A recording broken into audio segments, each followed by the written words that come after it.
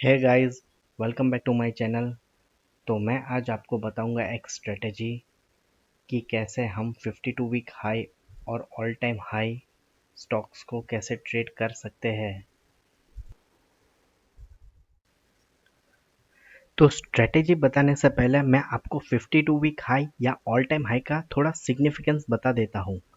जब भी स्टॉक की कीमत 52 वीक हाई या ऑल टाइम हाई पे ट्रेड करती है तो यह इन्वेस्टर्स का विश्वास और कंपनी में कॉन्फिडेंस बताता है। यह इस बात का भी संकेत देता है कि कंपनी अच्छा परफॉर्म कर रही है और आने वाले टाइम में भी अच्छा परफॉर्म करेगी। तो इससे एक पॉजिटिव सेंटीमेंट क्रिएट हो जाता है। इससे और भी नए इन्वेस्टर्स जुड़ जाते हैं और स्टॉक का भाव और भी ऊपर चला जाता है। जो भी स्टॉक अपने 52 वीक हाई या ऑल टाइम हाई पे ट्रेड कर रहा है उसकी रिलेटिव स्ट्रेंथ हाई होगी। इसका मतलब ये है कि ये स्टॉक का परफॉर्मेंस मार्केट से ज़्यादा है। मार्केट मतलब निफ्टी, यानी कि ये स्टॉक का परफॉर्मेंस निफ्टी से ज़्यादा है। तो चलिए आपको एक एग्जांपल से बताता हूँ। तो ये है निफ्टी और ये है स्टॉक, और क्योंकि स्टॉक की स्पीड ज़्यादा है निफ्टी के कंपैरिजन में, तो ये अपने डेस्टिनेशन पे पहले पहुँचेगी। तो मोमेंटम इन्वेस्टिंग में ये स्टॉक सिलेक्शन का बेसिक क्राइटेरिया है। हम ऐसे ही स्टॉक को चूज़ करते हैं जिसकी रिलेटिव स्ट्रेंथ हाई हो और वो निफ्टी को आउट परफॉर्म कर रहा हो। इससे होता क्या है कि over the period of time अगर आप रेगुलरली हाई रिलेटिव स्ट्रेंथ वाले स्टॉक को पिक करेंगे तो ओवर द टाइम आपका जो पोर्टफोलियो है वो निफ्टी को बीट करता है। तो चलो और एक इम्पॉर्टेंट सिग्निफिकेंस आपको 52 वीक हाई या ऑल टाइम हाई का बताता हूँ। तो होता यह है कि जो भी स्टॉक 52 वीक हाई या ऑल टाइम हाई पे ट्रेड कर रहा है उसका कोई रेजिस्टेंस नहीं होता है। अगर होता भी है तो बहुत ही मिनिमम होता है। तो पहले मैं आपको यह समझाता हूँ कि स्टॉक में रेजिस्टेंस क्रिएट क्यों होता है। तो ये रेजिस्टेंस इन्वेस्टर की एक खराब आदत की वजह से होता है। जब भी किसी इन्वेस्टर को लॉस होता है तो वो आराम से लॉस में बैठ जाता है और ये इन्वेस्टर यही सोचता है कि कब मेरा ब्रेक इवन आए और मैं कब एग्जिट करूं। तो जैसे ही स्टॉक बाउंस बैक देने की ट्राई करता है वो इन्वेस्टर अपने सेल ऑर्डर के साथ खड़े ही रहता है, और इसी वजह से सप्लाई हमेशा डाउन ट्रेंड स्टॉक्स में रहती ही है। तो चलिए मैं आपको यस बैंक के चार्ट पे लेके जाता हूँ और आपको और भी अच्छे से एक्सप्लेन करने की ट्राई करता हूँ। तो ये है यस बैंक का चार्ट। तो यस बैंक ने ब्रेकडाउन यहाँ पे दिया। तो जो भी इन्वेस्टर्स ने ये रेंज में बाई किया होगा वो ये टाइम पे अच्छे खासे लॉस में होंगे। तो ये टाइम पे ये जो लॉस मेकिंग इन्वेस्टर है वो यही सोचेंगे कि कैसे मेरा ब्रेक इवन आए और मैं कैसे जल्दी से जल्दी इसमें से एग्जिट करूं। तो स्टॉक ने 2-3 बार ट्राई भी की बाउंस बैक देने की। ये देखो, एक बार यहाँ पे इसने ऊपर जाने का अटेम्प्ट किया, ये दूसरी बार किया, ये तीसरी बार किया। तो ये जैसे ही ऊपर जाने का अटेम्प्ट करता है वैसे ही जो लॉस मेकिंग इन्वेस्टर्स हैं अपने सेल ऑर्डर्स के साथ खड़े हो जाते हैं और अपन बेचना चालू कर देते हैं। तो ये सेम पैटर्न यहाँ पे भी रिपीट हुआ और यहाँ पे भी रिपीट हुआ। तो इसीलिए जो भी स्टॉक एक डाउन ट्रेंड में ट्रेड कर रहे हैं उसमें ऊपर की तरफ मोमेंटम आना थोड़ा डिफिकल्ट हो जाता है। तो चलिए अब बहुत सारे एग्जाम्पल्स देखते हैं चार्ट के और देखते हैं कि ऑल टाइम हाई और 52 वीक हाई स्टॉक को कैसे ट्रेड करते हैं और कैसे प्लानिंग करते हैं। अगर आपको वीडियो पसंद आती है तो प्लीज़ लाइक, शेयर और सब्सक्राइब कर दीजिए। तो ये है बीएसई का चार्ट, और मैं जो अभी थोड़ी देर पहले आपको एक्सप्लेन कर रहा था वो इसमें आपको बहुत अच्छे से समझ में आएगा।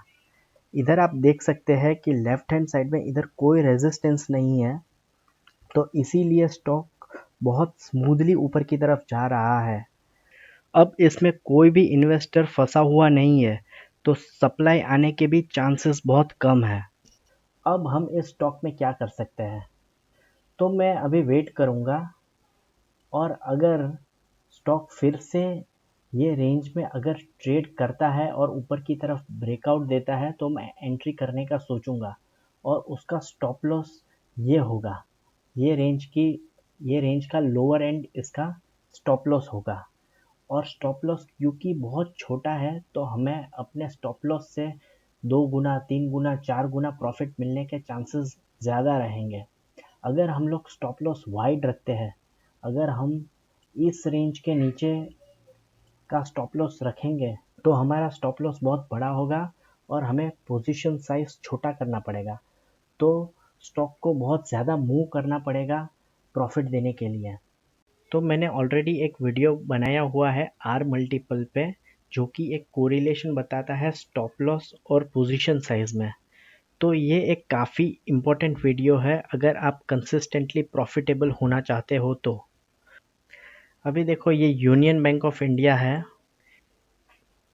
यूनियन बैंक ऑफ इंडिया भी अपने 52 वीक हाई पे ट्रेड कर रहा है।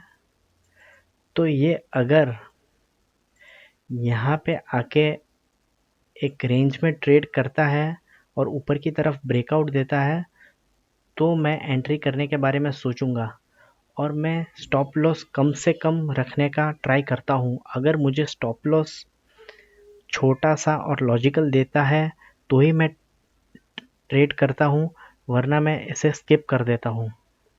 तो चलिए चलते हैं दूसरे चार्ट पे, और दूसरे चार्ट का नाम है ट्रेंड। तो ट्रेंड थोड़े दिन पहले एक रेंज में ट्रेड कर रहा था, तभी मैंने इसमें एंट्री ली थी, और उस समय ट्रेंड इस रेंज में ट्रेड कर रहा था। तो वो टाइम पे मेरा प्लानिंग ये था कि ये 4110 रुपये के ऊपर अगर ब्रेकआउट देता है तो मैं एंट्री करूंगा, और मेरा स्टॉप लॉस होगा 3750 का। तो ये एक काफ़ी अच्छा रिस्क रिवॉर्ड सिचुएशन मुझे लगा था, तो इसमें मैंने एक एंट्री ली थी। वैसे तो बहुत सारे स्टॉक 52 वीक हाई और ऑल टाइम हाई हिट करते हैं, बट मैं सब ट्रेड नहीं करता हूँ। जिसमें मुझे छोटा सा लॉजिकल स्टॉप लॉस दिखाई देता हो, और अगर ब्रेकआउट एक रेंज में ट्रेड करने के बाद अगर दे रहा है, मैं वैसे ही स्टॉक को पिक करता हूँ। तो ये है चार्ट एडवांस एंजाइम का। तो ये भी अपने 52 वीक हाई के पास में है। तो अगर ये स्टॉक आने वाले टाइम में अगर इस रेंज में ट्रेड करता है और ऊपर की तरफ ब्रेकआउट देता है तो इसको मैं अपनी वॉच लिस्ट में रखूँगा। ये है बजाज ऑटो का स्टॉक। ये काफ़ी अच्छे स्ट्रक्चर में है।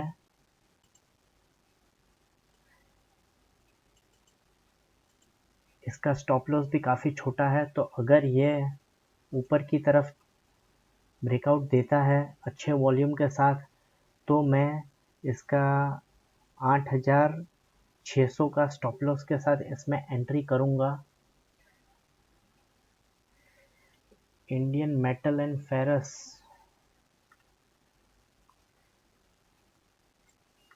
ये स्टॉक में अभी कोई एंट्री नहीं बनती है क्योंकि इसका अभी का जो स्टॉप लॉस है वो ये है, तो ये काफ़ी नीचे है। तो अगर ये ऊपर की रेंज में यहाँ पे कंसोलिडेट करता है छोटी सी रेंज में, तो एंट्री करने के बारे में सोच सकते हैं।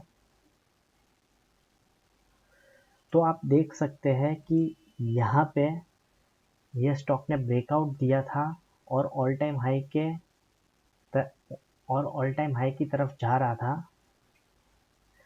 तो यहाँ पे जिसका एंट्री मिस हुआ उसको मार्केट ने दूसरी बार अपॉर्चुनिटी दिया, और ये एग्जैक्टली अपने सपोर्ट के पास आके रिवर्स किया। तो यहाँ ये भी एक वैलिड एंट्री पॉइंट है, और इसका अगर स्टॉप लॉस अगर डेली टाइम फ्रेम पे देखेंगे तो काफ़ी नीचे है, यहाँ पे है। तो थोड़ा सा अगर एक टाइम फ्रेम नीचे चले जाए और अगर इसमें अगर वैलिड एग्जिट पॉइंट अगर हमें मिलता है तो इसमें भी ट्रेड ले सकते थे।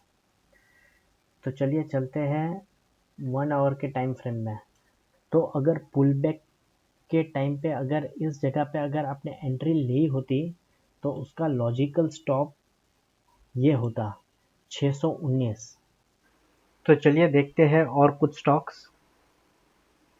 इसमें तो 52 वीक्स हाई नहीं है। अब ये स्टॉक किर्लोस्कर न्यूमेटिक, इसमें ऑल टाइम हाई हिट कर रहा है, बट यहाँ पे एंट्री लेने का कोई सेंस नहीं बनता क्योंकि इधर हमें लॉजिकल स्टॉप लॉस मिल नहीं रहा है और हमारा रिस्क रिवॉर्ड रेशियो हमारे फेवर में नहीं है, तो इसे हम स्किप करेंगे। ट्रेंड तो हमने देख ही लिया।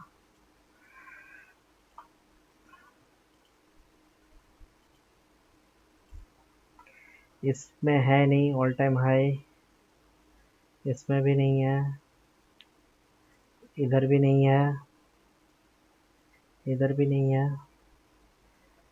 अहलूवालिया कंस्ट्रक्शन, अगर ये स्टॉक इस रेंज में आके छोटी सी रेंज में अगर ट्रेड करता है और फिर ब्रेकआउट देता है तो इसके बारे में हम सोच सकते हैं। अजंता फार्मा, इसको हम स्किप करेंगे क्योंकि इसका मुझे कुछ स्ट्रक्चर समझ में नहीं आ रहा है। इसमें गैप डाउन ओपन हुआ और फिर नीचे आ रहा है, तो इसे छोड़ देते हैं। तो चलिए देखते हैं अरविंद लिमिटेड का स्टॉक। देखो ये कैंडल पे एक वैलिड एंट्री था,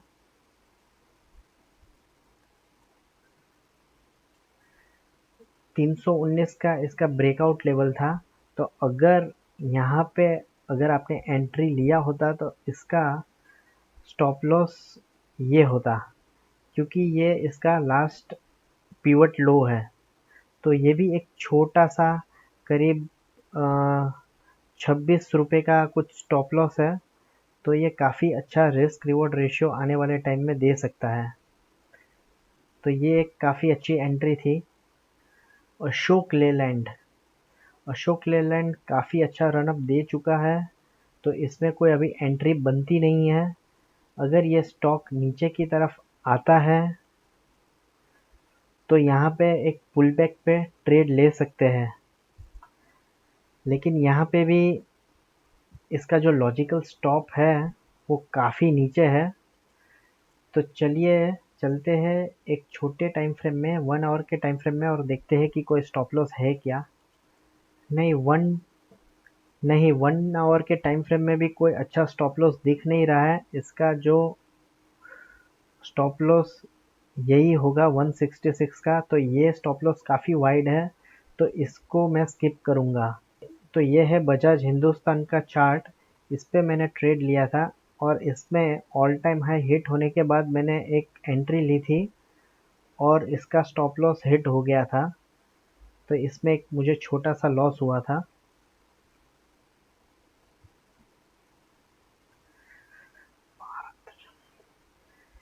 भारत डायनामिक्स, ये काफ़ी इंटरेस्टिंग चार्ट है। ये अभी 52 वीक हाई या ऑल टाइम हाई के करीब है। इसने ब्रेकआउट दे दिया है। अगर आपका इसमें एंट्री मिस हुआ है तो मार्केट आपको दूसरी बार अपॉर्चुनिटी दे रहा है और मार्केट ने एक पुल बैक दिया है, तो आप इस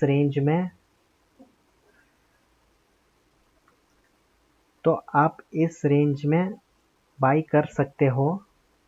और इसका जो स्टॉप लॉस होगा वो ज़रा मैं एक टाइम फ्रेम नीचे चला जाता हूँ क्लियरली देखने के लिए। तो इसका जो स्टॉप लॉस होगा वो होगा